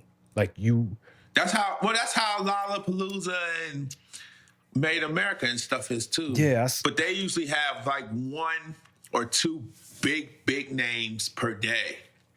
And then like all the other names, like they build up. So they'll start with like somebody that up and coming in the rap game, and it goes up until you reach like that guy at the top tier or that girl at the top tier. You know, a couple people. Because at that time, Travis Scott wasn't like, when I went to Made America, Travis Scott wasn't Travis Scott now. Right. That makes sense? Yeah, for sure. See, yeah. Now Travis Scott would headline the way tour, different, yeah. But he wasn't the headline of that. You seen that documentary on him on Netflix? Yeah, that shit was good. I mean, yeah, it's just like thinking about the people that I want to see live, and I was supposed to go and see him and Kendrick in DC. I think it was last year. The person that was holding our tickets, I guess, fucking forgot, and forgot that he committed to giving them to us. Gave them to somebody else. I was pissed, but Travis Scott ended up not going, and my whole motivation was seeing Travis Scott. It was Travis Scott and Kendrick Lamar. So I'm like, yo, I want these Travis Scott tickets.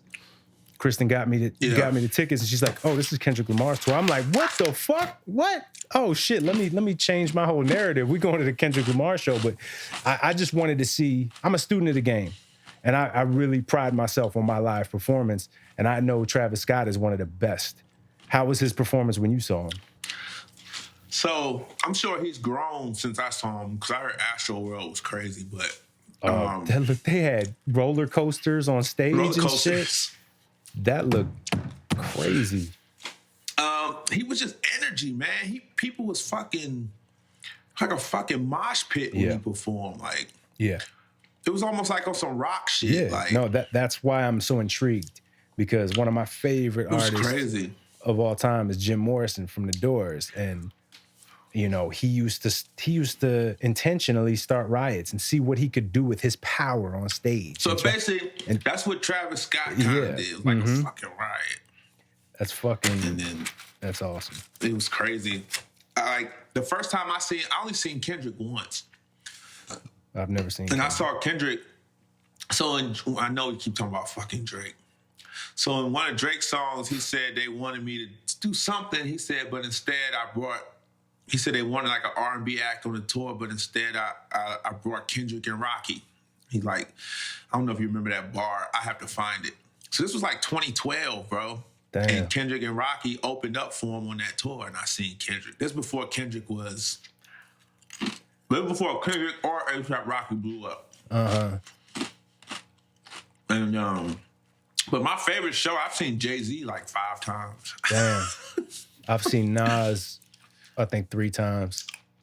I've seen Nas, yeah. I've never seen Hove. I've never seen Kendrick. I saw that Drake versus Wayne tour. That was cool. I didn't go to that. Yeah, that was cool. I've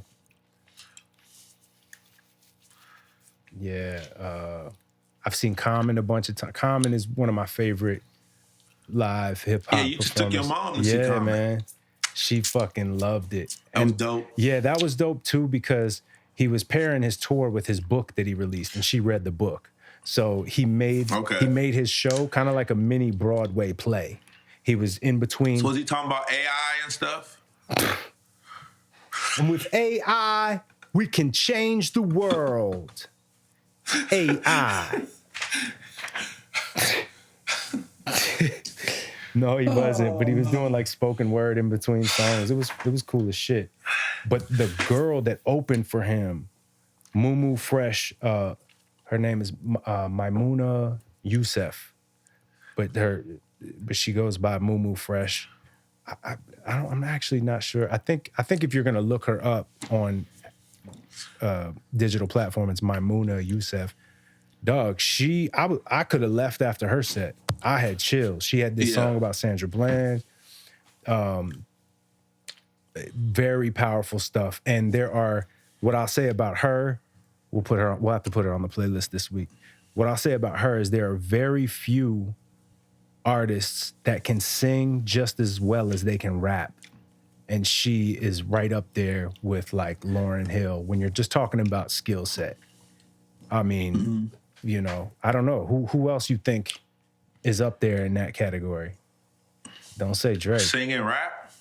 Don't say. I mean, of course. I mean, he is because he kind of revolutionized it, but I'm talking about pure talent. He didn't even, I was gonna say, he wasn't even like the first to do it, but he did.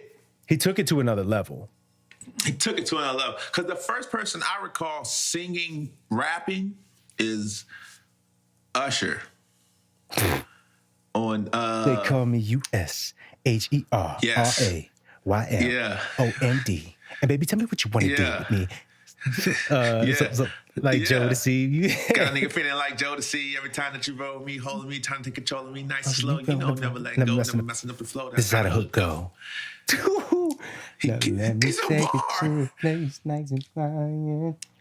Yeah. And then, you know, another person that was doing it that I felt could sing and rap, he just didn't get the notoriety for it, was Trey Songz. Yeah. Yo.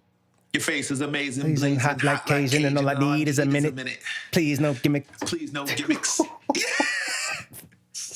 Send me the 804. Let's go. So you got a man. Trigger Trey. You got a man with a hell with him too.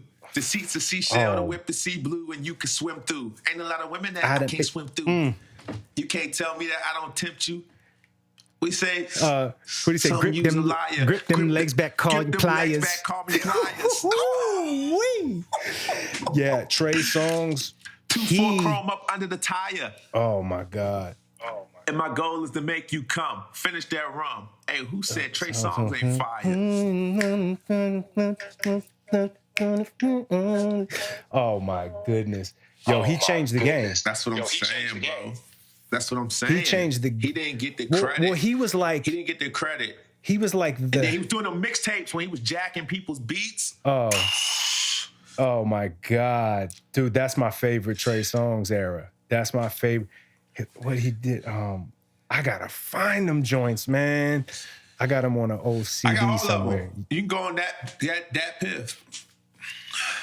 What was the... Download the Dat Piff app. Yeah, I stay with the Dat Piff app. Don't, hey, come on. Yeah. That's the only way you can get, that's the only way you can get my early music, like 2010. That's the only place you're gonna find it. Because I've scripted off the rest of the internet. Some of my early shit go. But no, do you remember the mixtape title? Shit.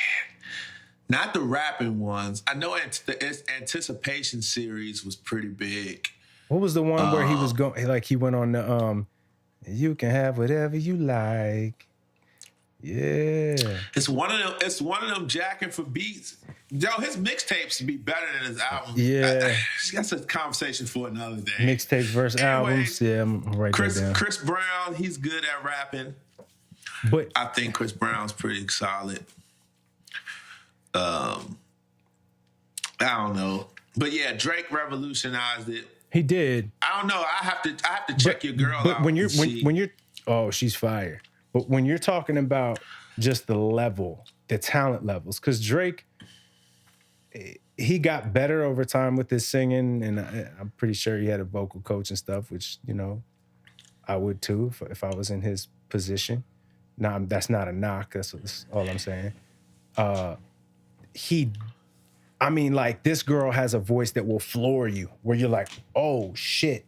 Lauryn Hill could sing like, oh, shit. And then she could rap like, oh, shit. And that's a lot of shit. That's a lot of shit. Yeah. That's some good shit right there. Think about that. I have to think about who. Yeah. Missy. What about Missy? Yeah. Does she fit that category? She does, but I don't think she's as amazing at singing. No, I think man, that's a tough one. That's a good one. That's a good one. In her own right, yeah, I think she was as good at rapping or as effective at rapping as she was singing.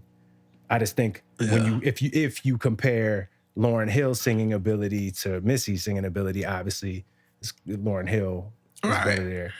So I guess we got to define what we're actually talking about. But yeah. I don't even know how we got to where we I don't either. We talking about Common. We talking about festivals, Common. And yeah. Yeah, that was good. I've been to so many good shows, man. It was last year or the year before. I saw Red Hot Chili Peppers at this. I forget the name of it. It was in Queens, New York. Action Bronson was there. Nas was there. It was Nas and then Aerosmith. Fucking Aerosmith. Am I on drugs? The Red Hot Chili Peppers. Well, Aerosmith. I want to go to one of those EDM festivals. So there was one EDM group there, and we hung around to just to see them and just catch the vibe off that, to see what it was like. And it was cool. But somebody else was I think like Ghostface was performing at the same time. So it was like, all right, it's cool, but I'm gonna go see Ghostface rap. And Ghostface was rapping with a whole live band, and that shit was awesome. Yeah. I want to do an EDM fest and just take in everything that comes with the EDM fest. Experience it one time, bro. Let me know. I'm coming with you. One of my friends, he's gone, and he's like, yo, I just need one day, though. I'm not trying to do like 3 days. Just like one day, and then I'm good. Yeah. I'm good. But we'll see. I don't know. I love live music. I love concerts. Like, that's just my thing. Like, one of my things. If it's a festival or a concert, somebody I want to see. Like the J. Cole KOD tour. I thought J. Cole as a live performer was going to kind of be a little boring because, you know, his music is great, but he don't really, in my opinion, have those club bangers that I feel like you put into a stadium and everybody's going to be like, oh. But surprisingly enough, it was like one of the greatest shows I've ever seen. Yeah, man. Did you see the Forest Hill Drive documentary? Yeah, I saw it, but I'm talking about actually like live. I know, like, and I will say it is very, very hard to translate what's happening when you're there live, as opposed to watching it recorded. But I could still feel it, and I was like, damn, this shit is amazing, and a lot of energy. And he got, again, I love that when you can sonically make people move, bob their head, and you're still saying shit. You're still saying a whole lot. Right. Like that was a whole concept album, and he had the props on. Man, if I had a budget for a big tour like that, I'd put on a Broadway. It's like watching like a sports, like on, if you like at the football game, basketball game. Perfect example, like a baseball game, right? If you watch a baseball game on TV, it's like, but then when you at the baseball game, you like, yo, I got to do this shit again. Like, facts. Because you can feel the energy and the vibe. Like, people watching the game, but they're not really watching the game. And it's just so much other shit going to the baseball game that makes you want to come back. Man, I love baseball games live. I do not like them on TV much. I hate them on TV. Yeah, but I hate them on then TV. You know the funny thing is like with NFL, it's kind of the other way around. I don't love it live. I like being, I like getting the energy and stuff, but it's a better viewing experience when I'm at home. I think because people make it more of a party. Like parties. Yeah. Motherfuckers like are wasted by 10 a.m. Yeah, you're gonna invite all your friends over to the house. Let's just order some wings and pizza, cook on the grill. We're gonna play music. We're just gonna watch the game and kick it. Versus a baseball game, you're not really making it a party. Yeah. But if you go to the game, it's like a party. Right. Yeah. Yeah. Fuck me. And then basketball games, it's just like it don't matter. You could be there or watch it on TV. I feel like you can't depends where you lose with sit. that one. Depends where you sit. I'd say. Well, I ain't never had. You don't know bad because seats, so you be on the floor. You be playing. But I remember like Jordy only had floor seats. Like, yeah, I've been to some of your games when I was damn near like not on the floor, but like second row, and that shit's awesome. That is way better than being the tippy top of the fucking Capital One Arena, formerly known as the Verizon Center. What the fuck did Lupe say in his song next to it? Oh, I gotta go back to that song with Ty Dolla Signs next to it. That he says something but he flips it to where it'll go over your head, but he's saying something about being having floor seats. And it's so crazy. It's a crazy bar. Yeah. It's a crazy bar. We got to rap so I can listen to it. But I last weekend, it was Saturday night, I think. At the end of the night, I just threw on like these crazy visual, like weird visuals on the screen, and just threw on the Cool and listened to the Cool. And then I listened to Food and Liquor. And I mean, just those are two of the, in my mind. Speaking of poems, how about the poem the girl did at the beginning of Food and Liquor? I'm trying to think. No, and she talking about Chicago. I know. I'm trying to think of it so I can do it. Columbine, Katrina. Then you go back and listen. Oh no, that was on the Cool. Something like that. Both of the poems, both of the intro poems on both of those albums are incredible. Front to back. But then the beat, the beat on the Food and Liquor after the poem, the beat, he didn't even rap over that beat. That beat is so tough. 'Cause we out here. I can't. Is it? No, that's the Cool. That's the Cool. You gotta go back, bro. You gotta go back. Hold on, bro. I just listened to this shit. God, Food and Liquor, bro. I remember. You put me on Lupe, man. What happened to my guy? To my grandmother. Oh yeah. Peace. And much love to you. Yeah. And much love to you. Yeah. Wait till I go in. Dun dun dun dun dun dun dun dun. 15. Proudly present. You know what it is. See, I got this philosophy, right? You got your food. And everything in it. It's made up of a mix of two things. Yeah, bro. Damn. All right, we way off track. I'm about to listen to this whole album. And we over 2 hours, bro. Are we? Yeah. Oh shit. You know, Well, I saw it earlier and I was like, I'm gonna just stop looking at the clock because I heard Joe Rogan say this week he had a 4-hour podcast with Gary Clark Jr.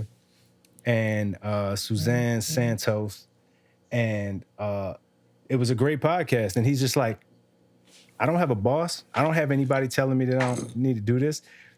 And I've had some of my peers tell me that like I shouldn't do that because nobody's gonna listen to it. The whole thing. Well, if they don't, fuck it. Or they'll just listen to it in pieces. So fuck it, man. We giving you the real, man. I'm not. This ain't no fucking. we really been talking. We just been talking. And that's how it is. You know, we forget the mics are on, and man, yeah. We both got really engulfed in talking about festivals and tours and shit. I mean, because we both passionate about it. You know what I'm saying? We both passionate about this shit. No. Yeah, I can't wait till this summer. I'm be concert and festival out this summer.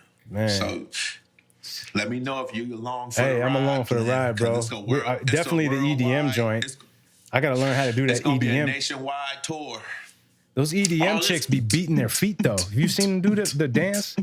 Like they be like, it's crazy. The foot. You just got fist pump. Nah, yo. I want to learn how to do it what these chicks be doing, man.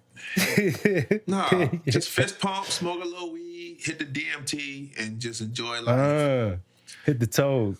The toad. Yo, they don't know about. I don't know if I'm ready to do that for the first time at an life. EDM concert.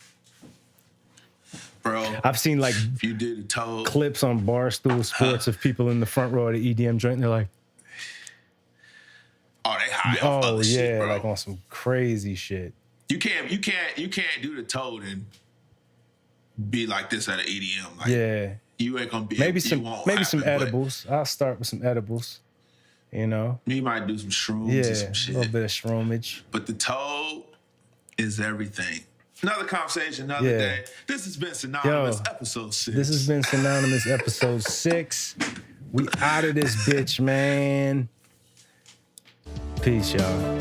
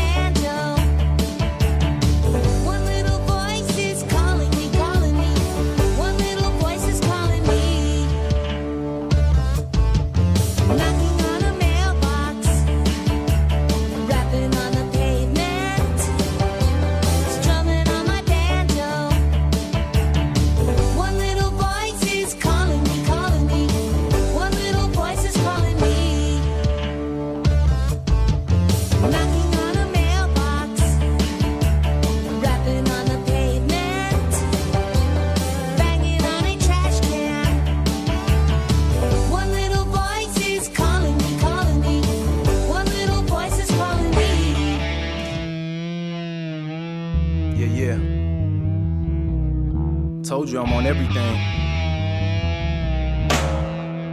That means everything.